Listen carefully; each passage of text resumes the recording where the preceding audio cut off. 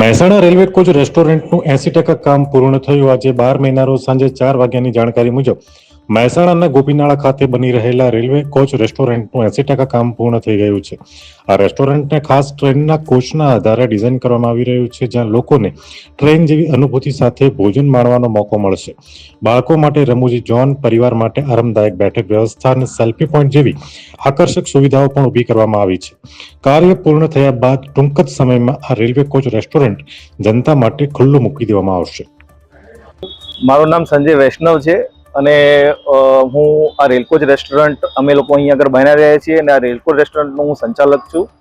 અને અહીંયા આગળ અમે લોકો ભારતીય રેલવે દ્વારા રેલકોચ રેસ્ટોરન્ટનું નિર્માણ કરી રહ્યા છીએ અને આ રેલકોચ રેસ્ટોરન્ટની અંદર અમે લોકો 50 થી 55 લોકોની બેઠક વ્યવસ્થા સાથે અમે એસી રેલકોચ રેસ્ટોરન્ટ બનાવી રહ્યા છીએ અને સાથે સાથે અમે લોકો 7 કિયોસ્ક બનાવી રહ્યા છીએ, જે ફૂડને એકોર્ડિંગ અમે અહીંયા આગળ મહેસાણાવાસીઓ માટે ફૂડ પ્રોવાઈડ કરાવીશું અને સાથે સાથે બાળકો અને વૃદ્ધો માટે સારી એવી બેઠક વ્યવસ્થા તથા રમતગમતના સાધનો અમે અહીંયા આગળ મૂકવાના છીએ અને મહેસાણાવાસીઓ માટે 24 કલાક ફૂડ પ્રોવાઈડ કરવાની અમારે લોકોની ગણતરી છે. કેટલા ફૂટ લાંબુ અને કેટલું એ હશે?